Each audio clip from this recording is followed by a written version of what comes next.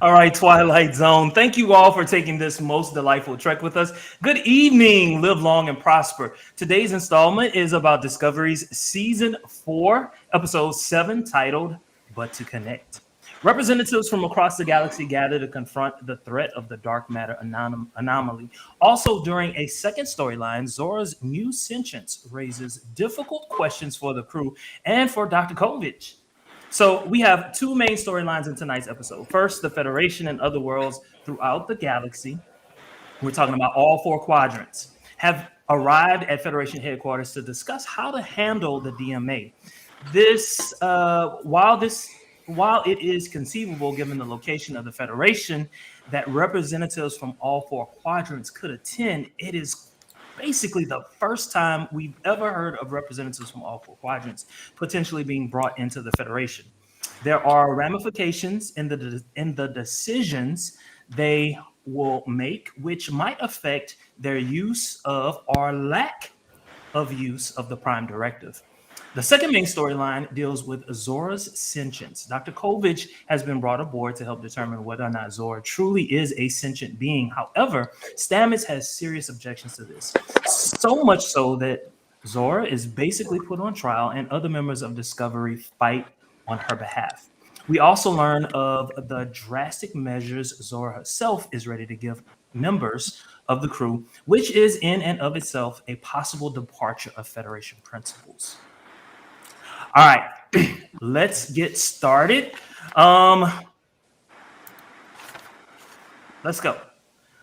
So the Federation and other member worlds are being asked how to handle the DMA. Marie, let's start with a simple question. What evidence do we have that leads us to believe the DMA is indeed a weapon, or is it some experiment that has gone wrong? The problem is that we don't have data. Like, we don't really have any information, which is a point that Burnham makes during the course of the episode.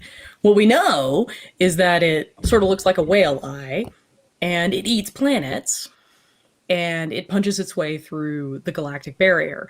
So all of those kind of point in the direction of weapon. However, we also know nothing else.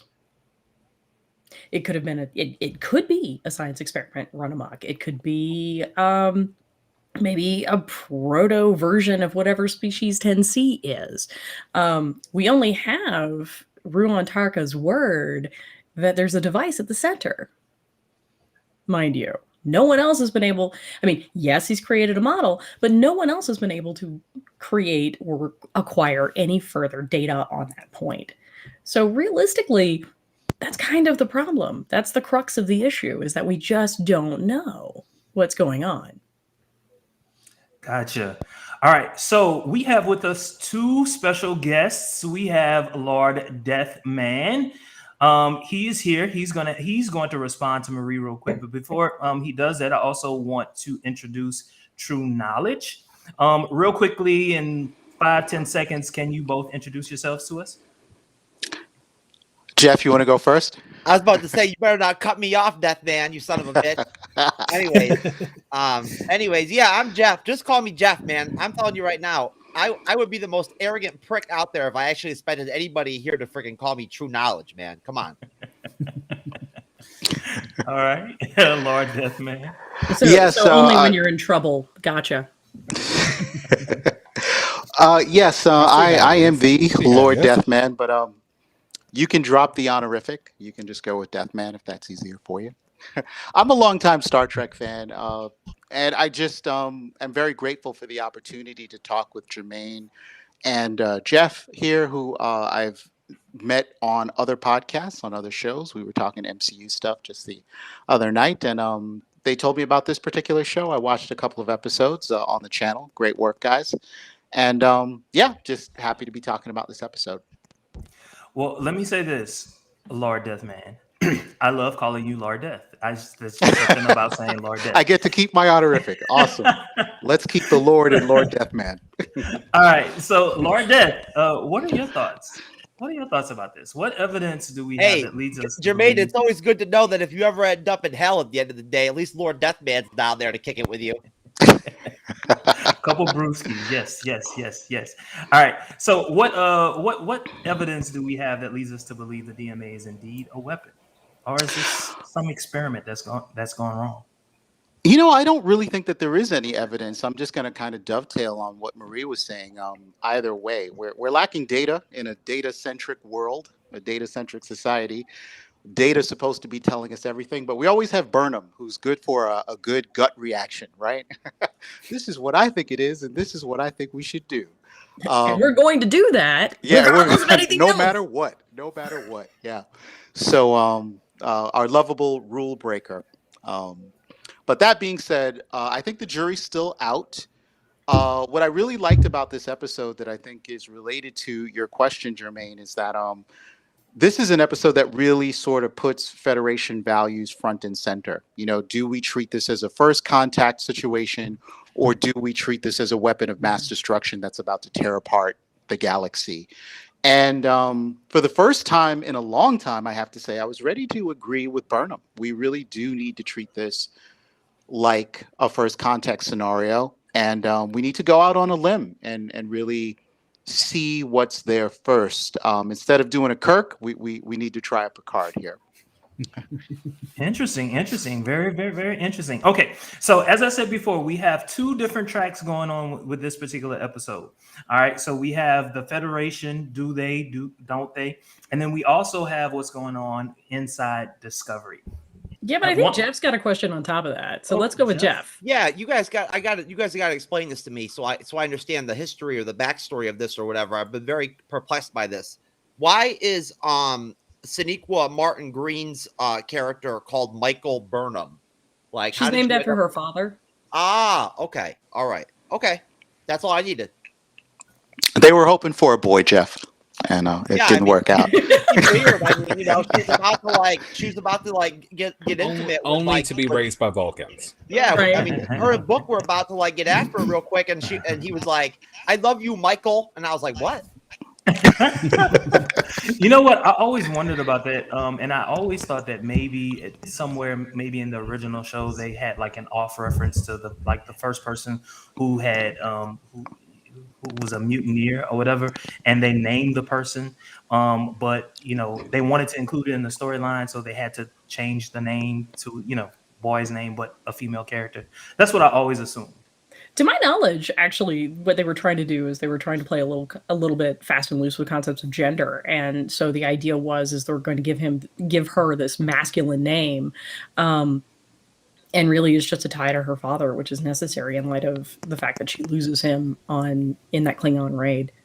Yeah, a boy named Sue, right? Yeah, I just want to point out that if I had been at that conference, at that meeting with all the different representatives from the other planets and whatnot, I'm straight, but with some of those alien creatures that were going on there and whatnot, I don't care whether they're female or male. I would still get down with them.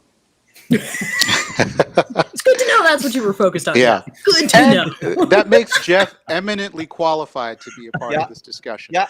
Jeff, was it the butterfly people, Jeff? I've got a hotness chart. It ranges from Andorian to Tellarite. Yeah, Wait, man, Jeff, it's all good. If they got different, yeah. was it the white guy, the butterfly guy? No, I Is mean, that you what know, it if was? they've got different words for that kind of stuff in their language, if they're like, I'm a yak, then, you know, I mean, as long as, you know, I'm feeling it, it's all good. That's good to I know. don't know, guys. Like we're getting Will's gone Good to know. full Princess Jasmine on us. Like we gotta pull back a little.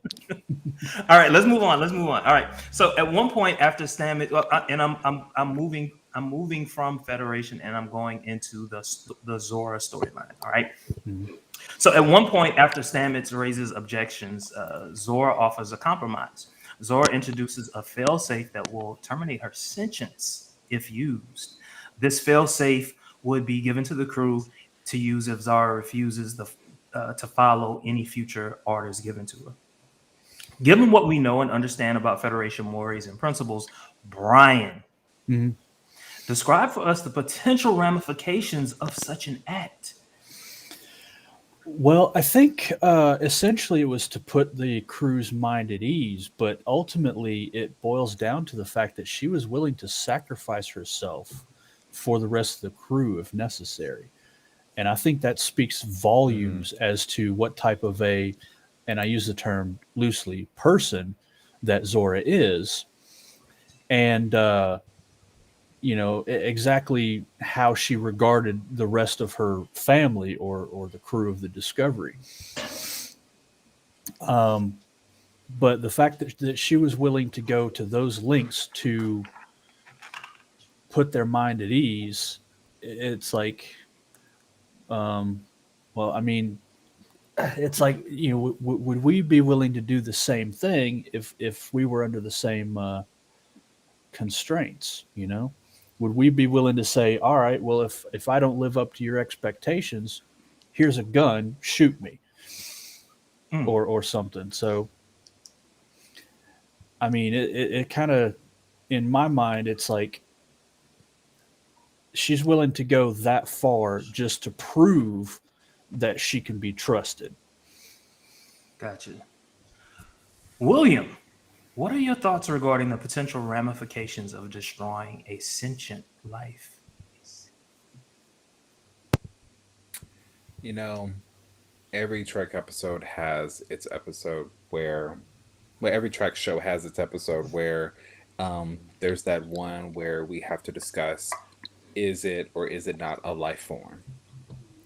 And if you go back and watch certain episodes, and I believe it was the one where there was one where Data is on trial, there's one where the Doctor's on trial, so now we have Zora on trial. Measure of a Man and How is this any author. different? Mm-hmm. Thank you. So, with all that being I have said, one job on this podcast. One. To give us the titles of episodes. Excellent. Look, I'm good at remembering first episodes and last episodes. Don't ask me to remember anything in the middle. like parallels who? But honestly, as far as the ramifications go, it would be immeasurable, in my opinion, because not only are you terminating a life, which is a crime within itself, you're terminating a new form of life. I mean, just because you don't understand something doesn't mean you destroy it or destroy what makes it, or in this case, her. So you don't want to take that away from Zora. So I think I don't think I could put it into words what would happen if they did. I mean, I forgot his name. Guy with the glasses made it quite clear Dr. what the Kovich. alternate. Kovich, Thank yeah. you. I really like him. I wish I had like a figure of him to hang on my window or something to just stare at people as they come to the door. He's like Dr. 'cause Strange. he is He's like literally Dr. Strange. He's like he'll just give it to you. I would straight. hope. Dude, I hope go that watch he is literally Scanners a and then descendant. come back and talk to us. Just go watch Scanners. I hope that he is. I low key hope that he is a descendant of Boothby. That's what I'm thinking. He's got to be. He's absolutely got to be. Like, period. You can't talk shit. I mean, anyway, that's beside the point. But yeah. No, definitely not destroy her because I was just because of Calypso, we knew she wasn't gonna get destroyed. We already knew that. But as far as establishing it to where she too can be seen, and they didn't necessarily have to they metaphoricized it, they made it into a parable, if you will, but you don't necessarily have to identify it with a certain community in our time here. It could potentially be anyone. And that's what makes it interesting. It's just like this is like open domain here, this particular story. So that's what I'm thinking. Lord Death, I heard you chuckling, man. What's going on? What are you thinking?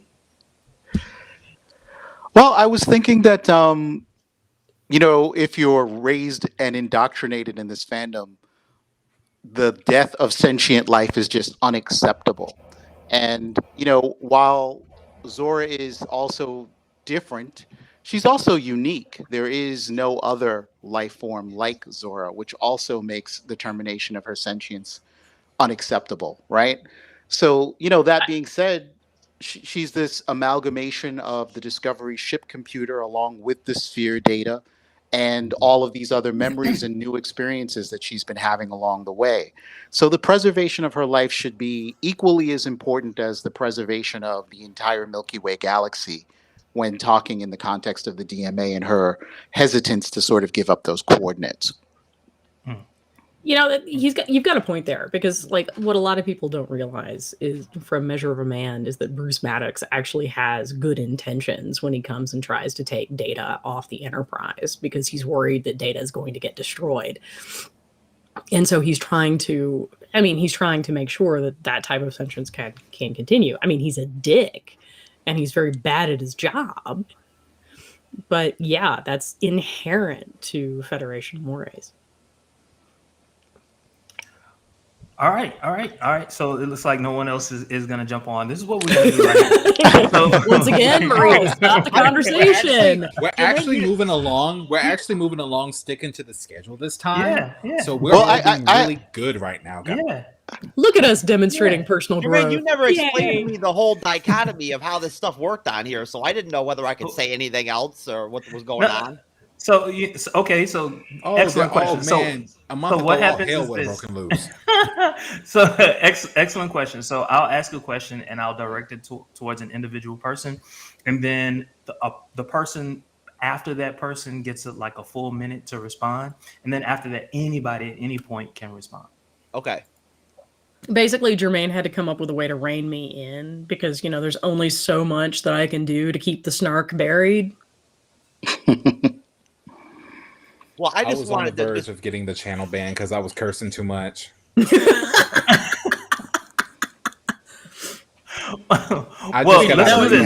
was the least of your sins. I'm a changed person. I am more is spiritual with my kacha and my pa. Okay, so I am just there. I am Give me that ear. Give me that. Oh God, no! We're in full dad mode on you, William. Like, no. Look, let's do this. Let's keep it moving. All right. So what I wanted to do to basically say, hey, look, thank you, Jeff, because Jeff brought me on to his show, which actually inspired this show. Believe it or not, like not many of you all know this. What a surprise! I would make something like that happen, man.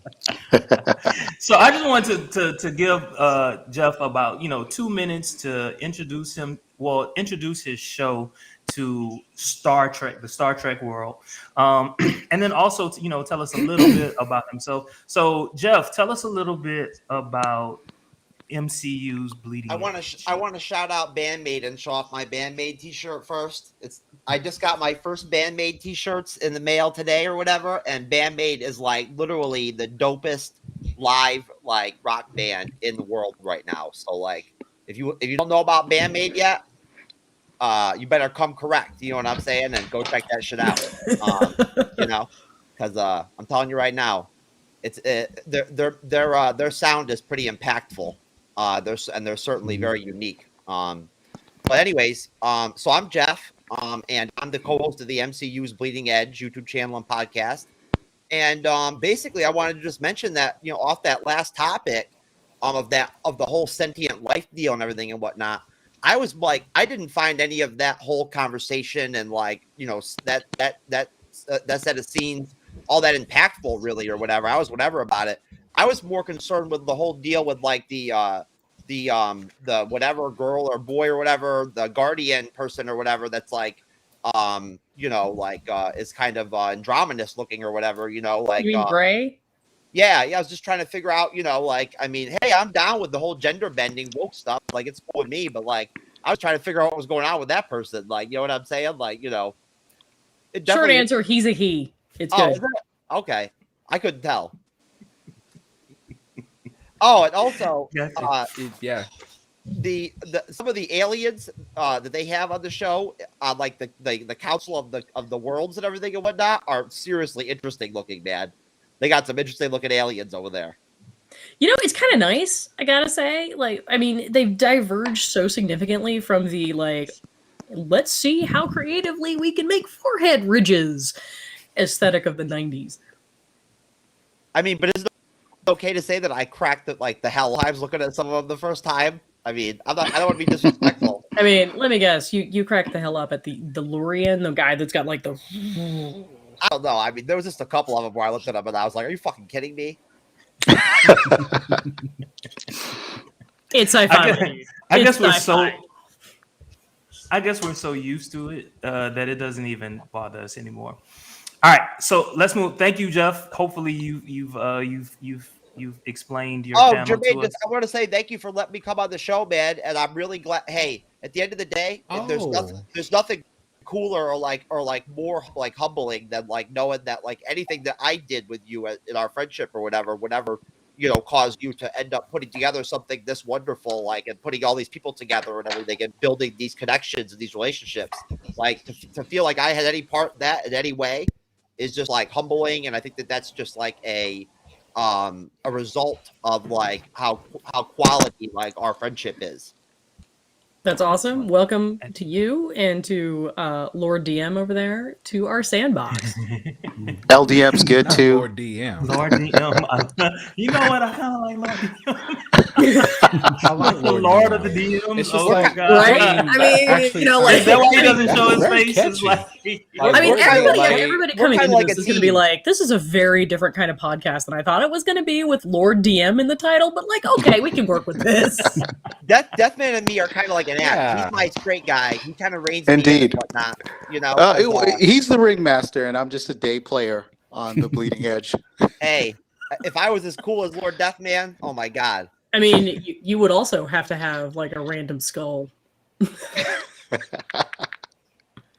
instead of a Naruto hat. all right, let's move on. Let's get back to it. All right. So while the Federation is deliberating what to do about the DMA and its possible ramifications, Mr. Tarka turns to Booker and tells him, "Know your moment." Tarka has a device that will destroy what's at the center of the DMA. And let me tell you something.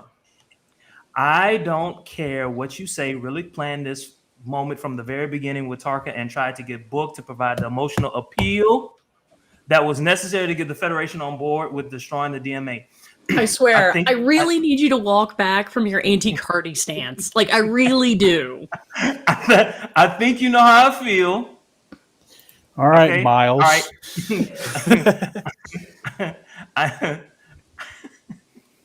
I mean, she realize- can't help having been born part Cardassian, my dude. Like, come on. Look, I realize the rest of you don't believe that, but you know, it's okay. She is the devil. I need you to understand.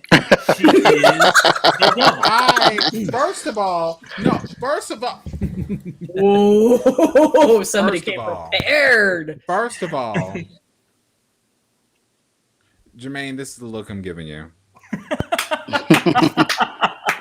You trying to tell me to shut the fuck up? That's okay. No. No. That's the sheer fucking hubris, lady. Like, you have the sheer fucking hubris to keep calling her a Cardi. Come on. But she also said shut the fuck up. Honestly, because I'm trying She to. may or may first of not all, be my I never favorite said that. character from Picard. Like, I'm not even gonna lie. Bloody Cardis What can't I'm trying be to tell trusted. you is, how did you decide for me that I didn't believe you when you said that she was the devil? I thought we had already cleared this up. Now I'm trying to be well behaved over here, Jermaine, and you really No. bringing me out my shell. I'm right talking now, about the putting majority. everyone- I'm not what- talking about you. I'm talking about the majority. No, he's You looking at included me. me in the He's looking at me conversation. because I do not, in fact, think she's the devil. I got you, Marie. That's fine, but I'm talking about him. Y'all, I've just been written off. I don't know how Okay, I feel about yes, this. I reached my hand up. I am not talking to you. I am talking to you. Sorry, Jeff. You know, we tried to behave for you, I'm trying to Lord be Death cold. Man, but But like, I digress. In response to Tarka, Burnham highlights for everyone that the possible result of such an action would cause an isolated burn. This potential burn would affect warp travel in the specific sector the explosion were to occur in, but also has the potential to affect warp travel all throughout the galaxy. Brian, Yes. what evidence do we have that the Federation and non-Federation worlds are primed to go against the regular standing orders of the Federation? Okay. Well, basically, as far as I can understand it, everybody's scared. Marie pointed out this thing eats planets, and it does it Okay. like that. So people, yeah, exactly. It's basically like a spatial Pac-Man of sorts. And essentially, everybody's scared that maybe their planet's going to be next, or something like that. So they're willing to jump to drastic solutions to try to solve this problem. And I think Burnham is basically trying to get everybody to realize that it may not be the result of an actual attack, and we need to come about this from a Federation standpoint of, let's go talk to them and find out what's going on. And she even says, not everybody here is from Federation worlds, but I think we can all learn from its ideals. So that's my piece. Jeff, I'm interested. What were your thoughts about the episode so far? Like at this particular point in time, what were your thoughts about the episode so far? Can you tell me where the episode we're talking about exactly? We're kind of in the middle at this point. At this point, do you remember the cat fight between the two that were dating? Because we're right about there. Yes. Okay. I called that shit out. I know. Everyone I hate did. you for it. I hate Everyone you did. all. I hate you all. No, With love, it's okay. but I hate you all. It's okay. It's okay. It's okay. So Jeff, what were your thoughts at this particular? So basically, I mean, I was kind of like, kind of trying to acclimate myself to the show and everything and whatnot, because I'm just going to put it out there as a disclaimer. Like, I've still got to go back and watch the first 3 seasons. I started the episode 1 of season 4 to get ready for the show, and I watched all the way from 1 to 7 today. You know what I mean? So, hey, everybody give me props for sitting down and grinding through all those episodes, man. Like that was Absolutely, brother. You know what I'm saying? No. Hold on, I will hold give on. you props when you make it all the way through season 1. Hey, man, I had to get stoned like 17 times during that period. So I mean, geez, put a lot of Hey, stress on me. and let me know if you would sleep with one of those Klingons. Well, I mean, I'll sleep with 3 Klingons if you want to throw them all at me, bruh. You feel me? You know what I'm saying? Like, No. You know Go that's back and 6. watch, and then come back and report. No. Because Let 3 his times 2 statement equals stand. 6. Okay. Will, you're testing the wrong man. Listen, I like the challenge when it comes down to it at the end of the day. So I mean, It's you know not what like I'm saying? he knows what I'm talking about. Whatever those Klingon chicks have got, like whatever they're working with or whatever, at the end of the day, they can bust it open on me, and I'll go ahead and teach them something that I know. I'll tell you right now, I'm not afraid. He's trying to. I mean, you know what I'm saying? I would just have to step up Yeah. and. But Oh, no. Manny, you went to that terrible TNG episode. But no, I mean, I was trying to acclimate myself with the show still, you know what I mean, at the same time while paying attention to the issues of the episode. So at that point, I was kind of trying to understand the dynamics and the relationships, I guess, that are going on interconnectively between all the different characters and whatnot and everything that pop out throughout the course of the episode. Trying to understand the dynamic with the president of the Federation or whatever she's called, and her dynamic with the captain, with Burnham, and the chemistry and everything and dynamic with the different cast members and characters and Note, whatnot. Jermaine, I have yet to hear Dirty Cardi once. Oh, so anyways, there really isn't anything to me that I can think of that stood out to me that I would really talk about.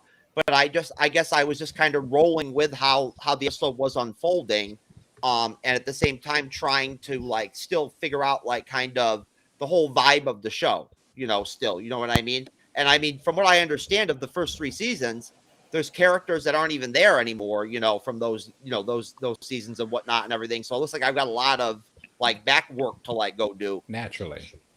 And Michelle Yao was on the damn show, man. Why did I have to miss out on that? She's amazing. Why? She's Right? She's amazing. Don't worry.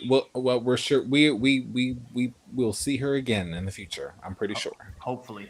So, That's can I field this? Yes, Can I field please. this? Because I have a Sum it up thing so we I can want to move on. say. So Michael Burnham, cleaves really hard to, the spirit of the Federation here.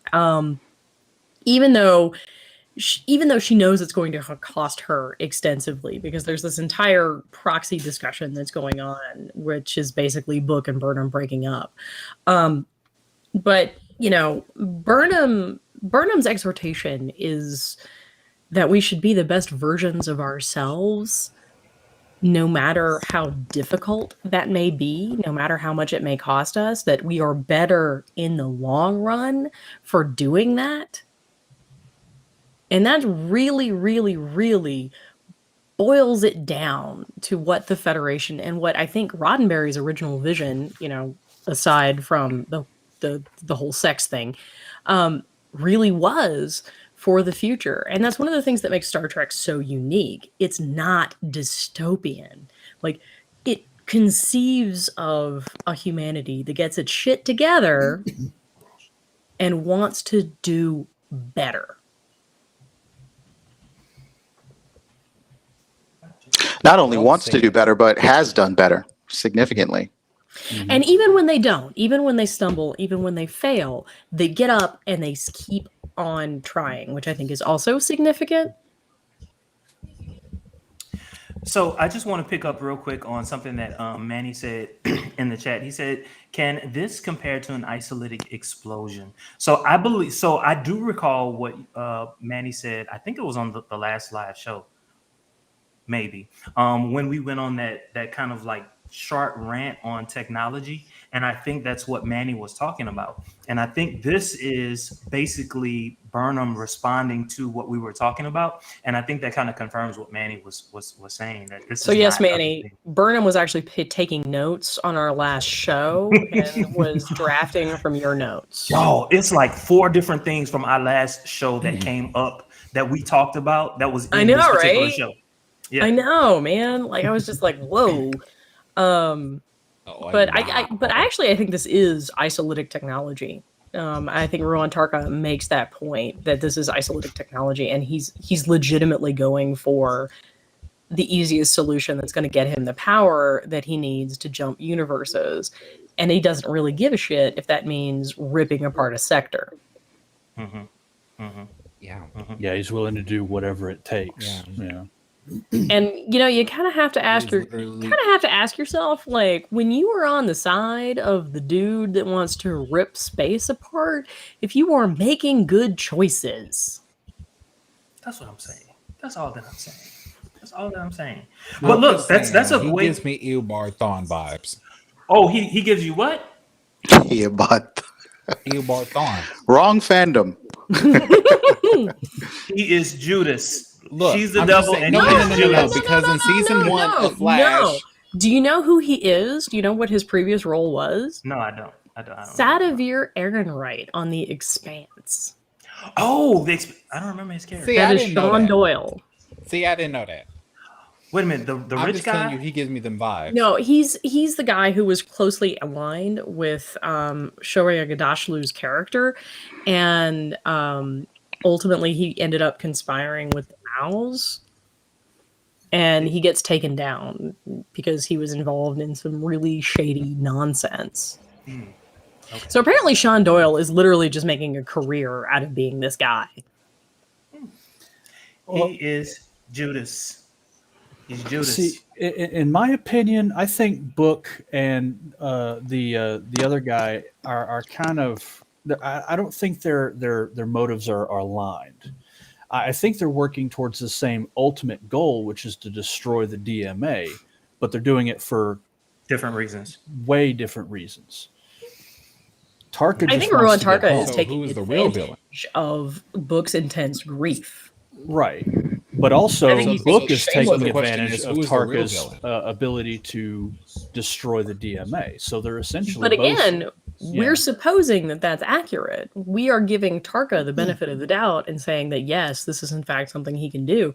There's no reason to assume that. Agreed. I mean, he said it himself. There's no guarantee it'll work, but we have to try. But his motives for wanting to try are starkly different from everyone else's. I think Tarka really represents the Star Trek's version of the mad scientist. There's always that scientist in Star Trek that wants to sort of break some theoretical boundary for their own glory, right? It really doesn't have much to do with the status quo or helping everybody out. And I'm kind of liking that side of it, because as a fan who sort of misses the more conservative aspects of this fandom, I do think Tarka brings that back. There's a calculatingness to him, a ruthlessness to it that we're not seeing so much in this somewhat more inclusive and I would call softer vision in the third dawn of Star Trek. Whenever I think of Rillick, who I think of them as counterparts, I really do get special feelings, because a hybrid Bajoran, I feel like you're going to have to bloody, elaborate on those special bloody feelings, Cardi, dude. not a dirty Cardi, but a bloody Cardi. Oh my God. You've got a Bajoran, a human, and Cardassian hybrid. That's going to make for an interesting night out. Jermaine! Jermaine! That's what I'm saying. Yeah, I kind of like her. I don't know how the rest of the Dude, fandom is DM, you are feeling about her. literally saddling us with this crazy for the rest of the run. Please, Thanks, please. man. Yeah, I would, I'd hit that. That man. Awesome. Awesome. We're going to Guys, take that is it for Trek is the Light. and we're going to Have a good like night, filter everyone. down to like her Everyone, tappability. peace and long life. I don't know, man. I don't know. Like Ruan Tarka drives me nuts because What is Ruan going on Tarka is here? literally that asshole man in the center of the room that's been like, I know All I gotta everything. say I'm is the the best. best- Like, Yeah, I but mean, they make you him see this relatable. guy at tech conferences. Marie, all the all I time. gotta say, Marie, honey, all I have to say is the best sex is with the most toxic people, and that man. Thank you, Will. They make him The guy's kind of a relatable. dick, yeah. They do make him relatable at times. I mean, and he knows it, and he doesn't care. Exactly. Right. That's I'm what makes him sorry. good. Hell, I am literally not going to sleep with somebody who has no investment in whether or not I orgasm. So no, pass. No one I said you had think- to marry him. I think really- I'm not even talking the best like sex marriage. is like it's I'm like literally angry talking sex like almost. If It's I like think- you're- I am going to go through the effort of having a one night stand with this dude. By God, I need to be guaranteed like at least one orgasm. I would See, hope here's so. the thing. Look, I think Tarka's the kind of guy who just you might have assumed 10 that you would. you know. wait a minute. Hold on. Every I don't damn think woman he's- deserves at least one orgasm anytime that you do anything with her. Come on now. Like, I'm telling you right now, if you're a damn man and you can't give a goddamn woman at least one freaking orgasm when you play with her, then bro, you need to just wrap it up, kid. Just quit. You know Note what he I'm saying? says at Agreed. least one. Note he It's says over. at least It's one. over. Because I mean, So dude, you I'm get a pulling, one I'm pulling guarantee. 47, 65 out of them left and right. So I mean, at that point, you brothers at least got to pull off one, bruh. Come on, dog.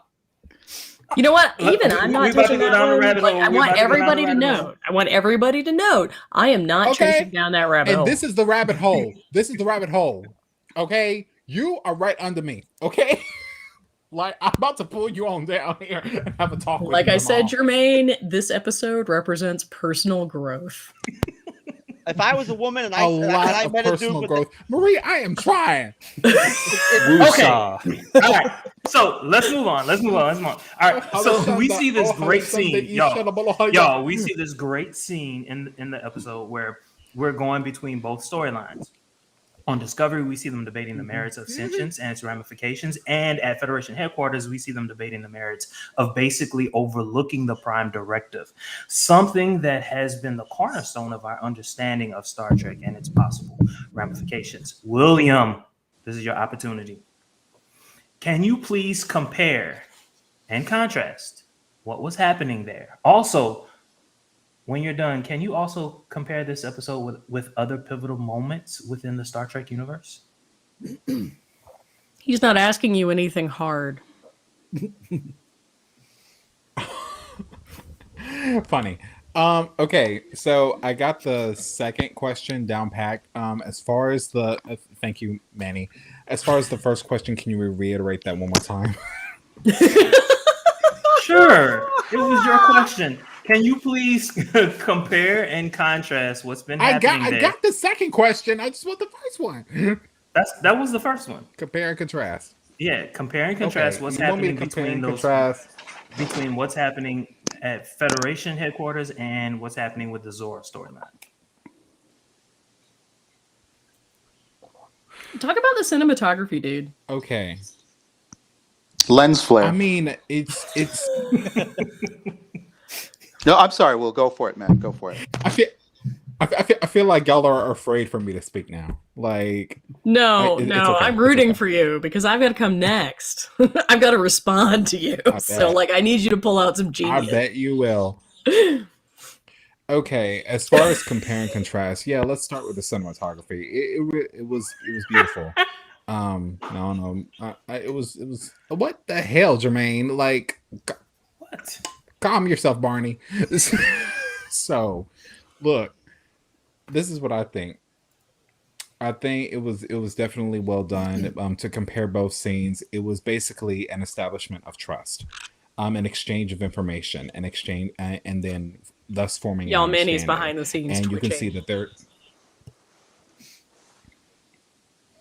And you can see that there is doubt on both sides, and I will say, during this, as far as cinematography goes, I'm sorry, I got to give it a B-.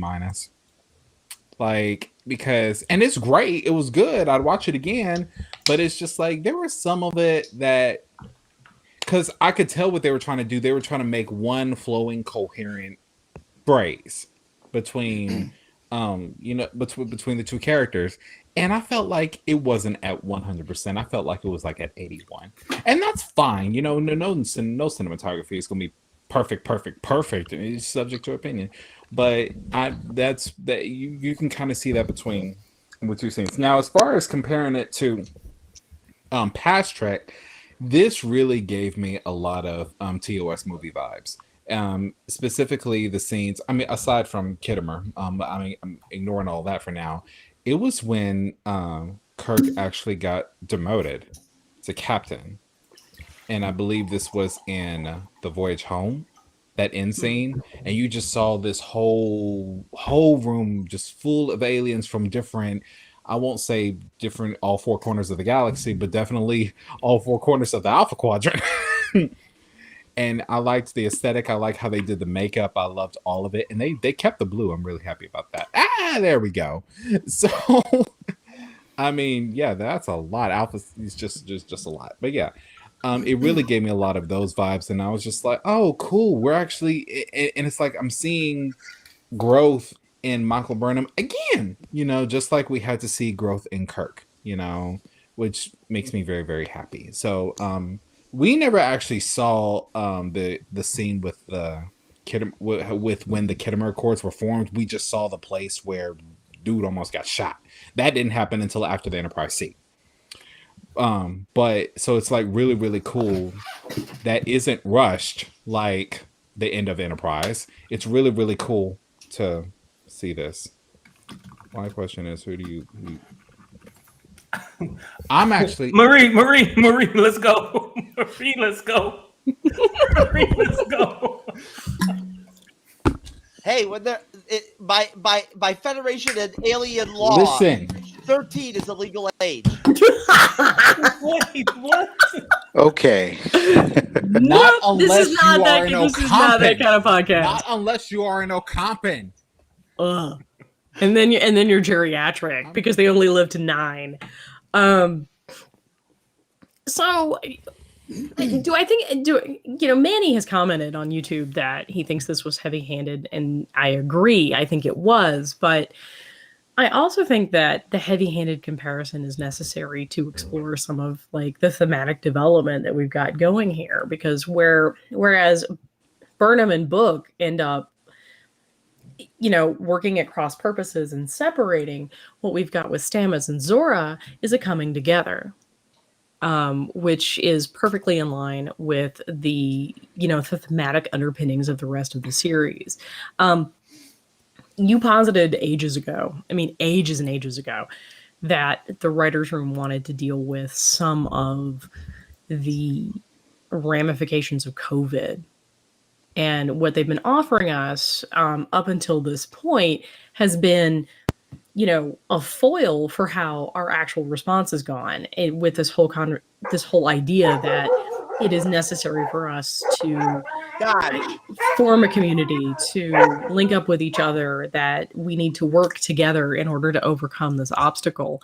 And I think Book breaking away from that is going to be the exception that proves the rule going forward, because I do think that this particular season has been about embracing that sense of community, and the Federation fundamentally is about community and connection. So Tarka's not. I think it's significant here that Tarka's not offering Book connection at all. Right? I mean, he even says, don't confuse friendship with being friendly. But he's not offering any of that to Book. He's basically offering a transactional relationship. And whereas Burnham is like, look, I get, you have this huge loss that you're coping with and not coping with fundamentally, but we're here for you. We are all invested in your well-being. And so there's this great moment in the trailer where Saru, and Manny has been behind Saru the entire freaking season, so go Manny, where Saru actually looks at Burnham and he says, I think you're the only one that can pull him back. And that's it, right? Like, I mean, that's it. How do we reach out to these people who are angry and hurt and frustrated with all of these decisions? How do we extend that hand? So I think we're actually building up for a really major metaphor in the back half of season 4. Excellent. So this was a mid-season finale. This isn't. Yes. The next episode isn't going to be the last episode. No, not at all. All right. Okay. So let's move. Because remember, we have one more question, and then we have our predictions. All right. So Brian, how do you think Zora being a member of the crew will affect the overall direction of the show? What might we explore as a result? Okay, so basically, I think that with her joining Starfleet and becoming a member, like an official member of the crew, I think in the short term, it kind of assuages any doubts that the rest of the crew might have over her ability to follow orders or, any of that stuff. But in the long term, I think ultimately it's going to help her become more. It's going to help her come more into herself a little bit better, to figure out who she is as a, and I use the term loosely, a person on the show. But ultimately, long story short, we're getting a new character for all intents and purposes. And basically, with all the emotions and everything like that entails. And I think in a small part, we don't have to worry about, whether this new life form is going to go away or not, unless, of course, something catastrophic happens and the ship gets destroyed. But then again, it wouldn't be Discovery. But going forward, I think ultimately we're going to be able to see how the characters of Discovery deal with having a new life form and essentially guiding her into becoming what she, her ultimate self, as it were. And I think that's going to be rather interesting to watch how she evolves as an individual. And eventually has the good taste to fall in love with Aldous Hodge. Let's not I was overlook actually that. about to Now ask that's a if fair point. if I may, if I may, can I ask Brian a question? Go for it. May I ask Brian a question? Yeah, by all means. Between this particular episode and Calypso, how far do you think Zora has to go now? Or how close do you think she is now? She said refresh 900 my years. memory. She Refresh said my 900 memory. years. What Calypso? Which one was that? That's a short trek. Yeah. I actually haven't seen any of the short treks, so I can't really comment She on. specifically said in the short trek, she said it's been over 900 years. Okay. Look, it could have been over 900 years since the time they went in that wormhole. Okay, that's open to interpretation until I see any other evidence that proves otherwise. I don't know. Now, I am still holding out that we're gonna get like Aldous Hodge back. Like I'm really hoping that he's floating around out there and we're gonna get him. do you want I me thought to y'all send were him talking like about some having fan mail for you? I'm sorry. I thought y'all were talking about somebody having 900 years of not having sex. I was like, damn. Yeah. No. We're talking about the essentially, computer. that's We're what talking Zora about the is. computer. Yeah, Manny does have a good point that Zora, that when they were talking about extracting her, they said that she could be put into another form, whether it be a synth body or some other kind of. I mean, we like know that. they can build a golem, so Yeah, but the question is, I mean, the thing is like basically Zora herself said, "This is what I am. I am the ship." And she didn't want to be anything else but the ship. So once again we come back to choice. Does she choose to become another form, or does she choose to remain where she is? do you want Skynet? Because this is how you get Skynet. Well, see, that's what I don't Stamets was know. worried This is a about, little because different than Skynet. he was comparing Zora to Control. That's what he was worried about being the end result of Zora being able to gain sentience, only in this case with emotional ramifications, as well as just being able to rely on logic. Okay, Jeff. All right, Jeff. real I quick. feel like you're going to take this sideways. So, Yes, and I so am that's ready why- for the detour to Albuquerque. So that's why Lord DM is going to come right behind him we and are kind not of like doing that. smooth everything over. So come on, Jeff. We Let's are go. doing really good. Are you sure? Let's I mean, go. you never know. I might have something really connected to the show or something to get here. I mean, No, we're Oh, waiting okay. for the sex joke. So come on. No. I wasn't even. Hey, This is I'm in reverse charge of those, psychology, thank Jeff. you. Okay. All right. So Zola, right? So Zora. Zora, we're so concerned about about her tangibility in terms of like her sentient life and everything and whatnot. What if she started like having like sexual conversations? There with, we go. with other Jeff delivers. crew members or whatever, right? And all of a sudden I've she just started, met like, you, and I knew that was coming. and all of a sudden she started pretending Ba-dum-bum. and like saying that she was pregnant. And like that some dude on the crew or whatever, was the father or whatever. Like, I mean, how do you handle that situation? Like, I mean,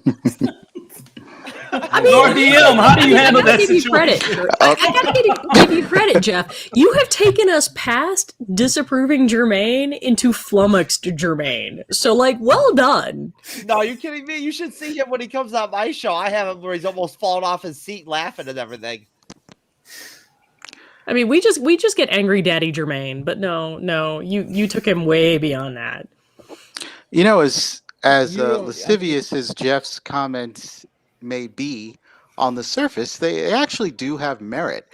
If Zora is to move into a new form, I hear you, straight man. Come on. there is the there's the possibility for her to explore sexual relationships, reproduction, all of those types of things. I mean, if she's come not on the real table. If and she, she's hitting me up for child support, like, is that I, tangible? there's no currency in the future world of Star Trek. There's no money. 1,500 years in the future. I will also say you actually have to prove a tangible relationship between the paternal parent and the actual offspring in order to establish paternity and get child support.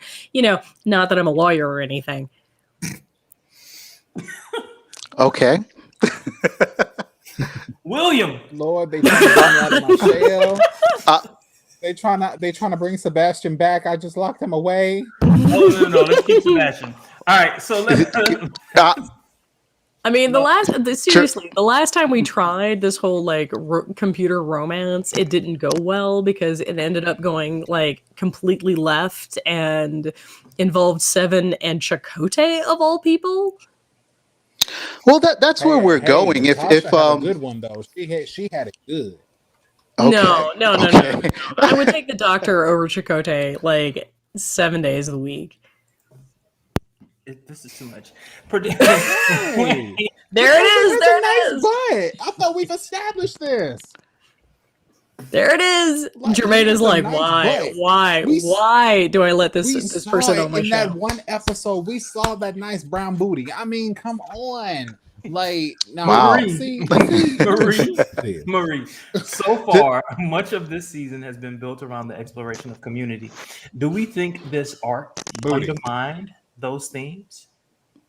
Like I said earlier, I really think this is going to prove the exception. This is going to be the exception that proves the rule. Do I necessarily know that Book and Burnham are going to be able to repair this huge betrayal and this huge differential? I don't know. I would like to believe they can, because by God, I would like somebody in Star Trek to have a successful romance that's not like Riker and Troy. But our favorite couple. Some days. But I really think that what they're doing with Book is they're positioning Book to be this kind of outlier, this kind of person who has been radicalized by his trauma. And we understand his trauma, right? Like, we can sympathize with Book and we understand reach into your soul, Jermaine. Reach into your soul. Find some empathy, my dude. No, I'm responding to something in the chat. Okay, right.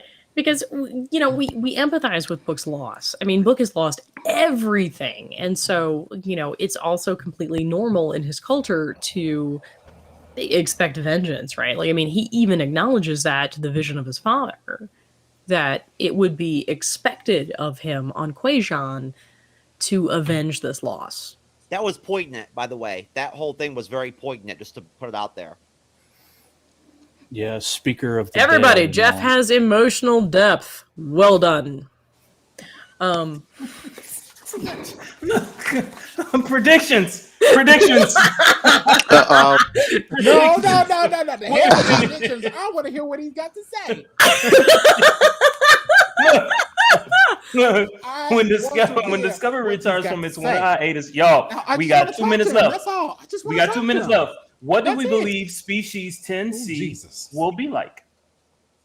Let's start with Brian. Brian, you go first. Well, we already know that they're beyond the galactic barrier.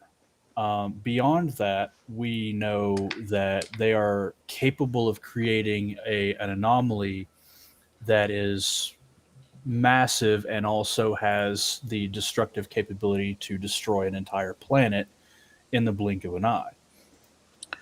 And ultimately, I mean, we don't know what their intentions are yet, but we can kind of guess.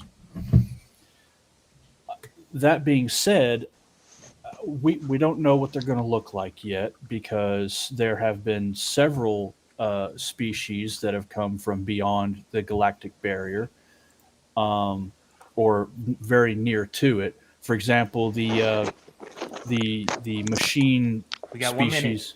Yeah, the machine species that created the ship for V'ger, they were very near the galactic barrier.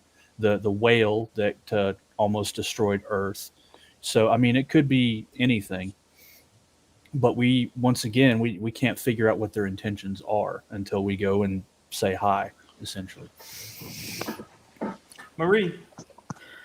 So I'm actually going to throw back to Let That Be Your Last Battlefield, which is one of my favorite episodes from the original series. And I kind of wonder if Species 10C is still extant. If, in fact, their pursuit of either a weapon or an experiment or whatever has backfired so significantly upon them that not only did they lose control of it to the extent that it breached our galaxy, but perhaps it did substantial damage to them as well. Lord And DM. Oh, I'm sorry. I thought that was your end. I thought that was your end. Well, as far as a prediction about species C10, is it 10C. 10C. 10C? I don't really have one other than to say that it's all going to turn into some type of cosmic level Three's Company style misunderstanding. I don't really think it matters whether C3 is humanoid, hostile, or not. The DMA itself has really just been the sort of glue surrounding the themes of community, and inclusiveness for this season. It's the MacGuffin, right? So I'm not necessarily making a prediction about what that species is going to be like so much as what the consequences of whatever happens is going to be. I mean, there's only really one character on the show personally affected by what the DMA has wrought. To everyone else, it's a nice thought experiment. DMA bad, destroying planets, etc., etc. Book really is the only one with a real personal connection to anything that has happened with the DMA. So, keeping in line with the ideas of community, that this sort of mid-season ender did what it had to do in terms of creating a little bit of tension, a little bit of mystery, putting the Zora thing out for us to sort of chew on until February 10th. But I really see the prediction is that we're going to see huge evolutions in these characters once we come back from the break. I think Zora's going to try on a humanoid suit and see how that goes for her. In the spirit of this, like this Star Trek is more fantasy than speculative. I've always liked it a bit more on the speculative side, and there have been some pretty heavy use of what if I get to pick my own body, which feels more like a fantasy than an actual speculation. But to end rant, yeah, I I don't know. think we're Anne going to McCaffrey see. would disagree with you. I'm sorry, who is it that would? Anne McCaffrey.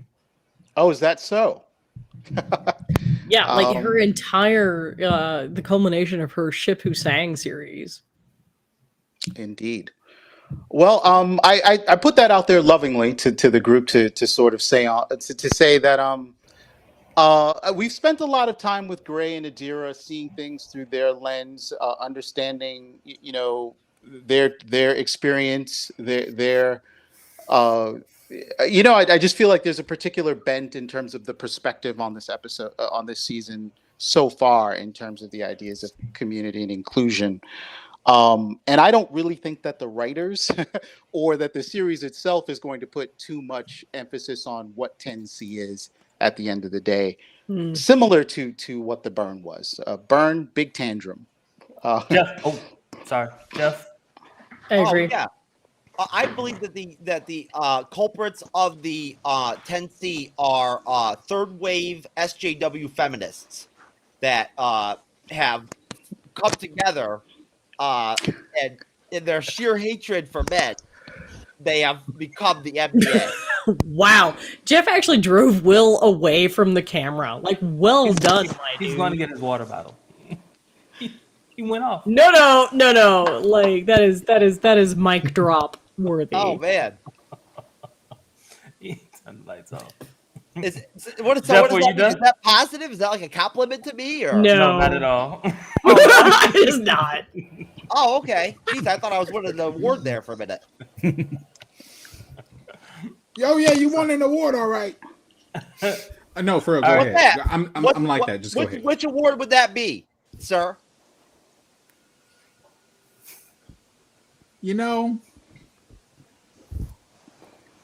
Biggest player in the We game. can go about this. What up? Yeah, let's say Yes, that. that's Let's say it, that. Jeff. You That's know it. what? Yeah. Yeah. William, prediction? Absolutely. I will give Prediction, you a pet William? card. Prediction? Okay. Prediction about 10C. All right. Before I say this, a little backstory, and I kind of mentioned it in the chat. This had better not be no small hiccup. This better not be no accident. This better not the most this needs to be is a trial run for some outer species, okay, for what they are doing. Because I ain't gonna lie, it pissed me off to find out a Kelpian that was sad over losing his mama. Not saying I don't know what it's like, because I do, but that pissed me off to no end to know that a little baby Kelpian blew up half the galaxy with one cry. All that being said, I have my own prediction. It's a little far-fetched, but I don't care. So I want to connect, and I've said this before, I'll say it again. I want to connect the motion picture to the evil machines in Picard and Discovery. I think it's the machines from that live in a whole other galaxy. And we got a glimpse of them in the motion picture because that's where they send V'ger back to. Okay, and to be honest with you, V'ger, that whole cloud wasn't that different than what we got now. It was not that different. I do not know why we did not have that conversation. The only difference is it threw a plasma ball at you and you dissipated. Which one do you want to be? Disintegrated or destroyed to bits? To me, it's the same giant cloud that just comes in and out of nowhere until it dissipates. That's Which gets me closest to Persis Kambata. So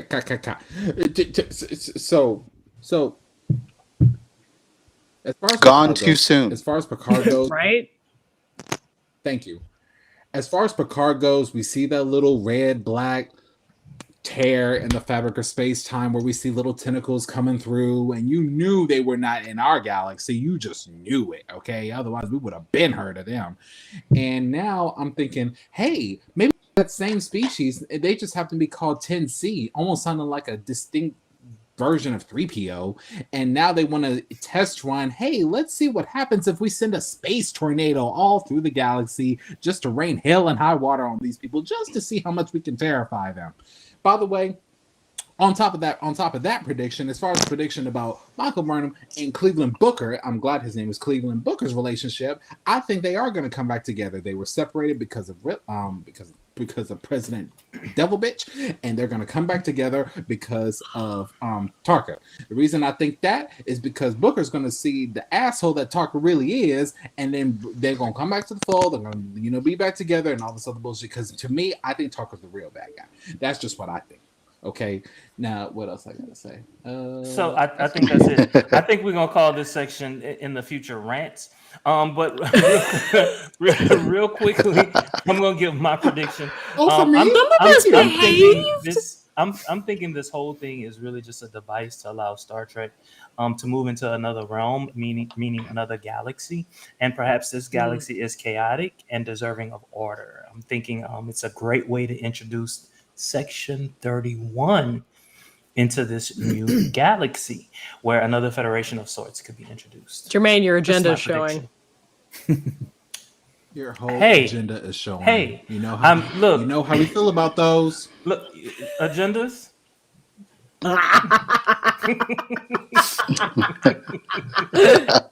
Yo, this ends our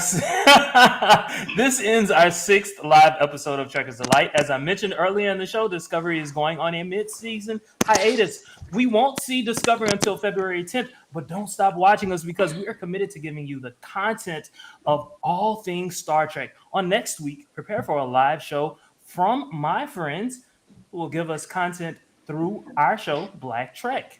We're still going to provide you with additional content throughout the week. As a reminder, we'll post every Monday, Tuesday, and Wednesday on YouTube and Anchor, Spotify podcasts.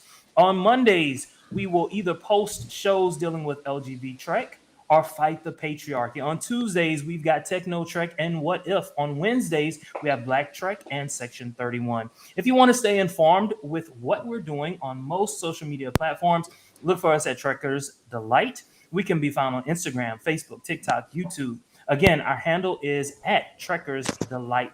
If you have information you want to send to us, you can send that information to our Gmail account at trekkersdelight@gmail.com. That is trekkersdelight@gmail.com. Please like, follow, subscribe, add, comment, and share to stay delighted in Trek. As always, I'm Jermaine Watson, and you've been listening or watching Trekkers Delight. May you have peace and long life. And thanks to our guests. Yes. Thank you so very much. Thank you for overtime. coming, Thanks for guys. joining, Gotta guys. go, Thank gotta go. you for having me, guys.